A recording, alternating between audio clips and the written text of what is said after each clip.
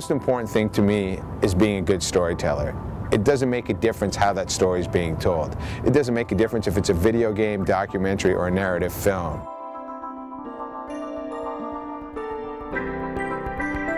I've been fortunate enough to be able to dabble in all these fields, and what's been the driving factor, hands down, is the story. And I guess that goes back to kind of growing up in Iran and having my grandmother telling me stories.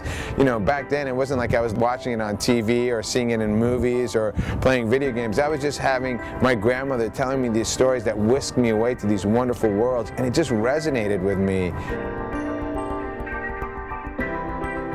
When I'm directing films, one of my main focuses is the acting. I want to make sure that I'm getting as authentic a performance as possible.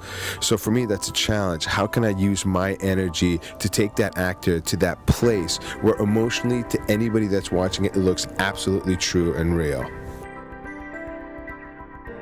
The truth is that what I've taken from directing films, I've adapted to making video games. I mean, they're both kind of cinematic stories that need to be told.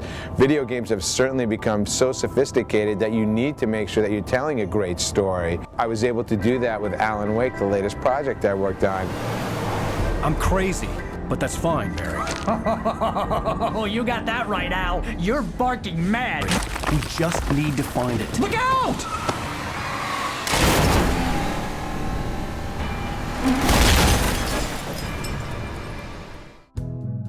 I guess what's really kind of interesting is that none of these mediums are really exclusive of one another. From directing motion capture to voices to the actual cinematics and sitting down with an art director and telling him where to put cameras because it reveals different emotions, those are all lessons that I was able to take from film.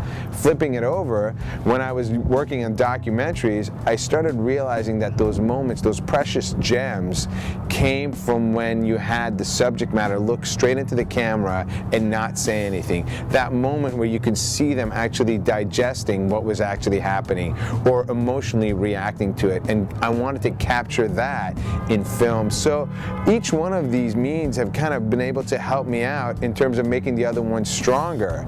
And as a result, it's allowed me to become a much better storyteller.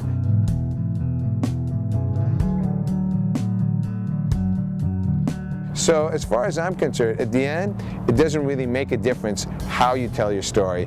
It's how good the story is and how you want it to resonate with audiences.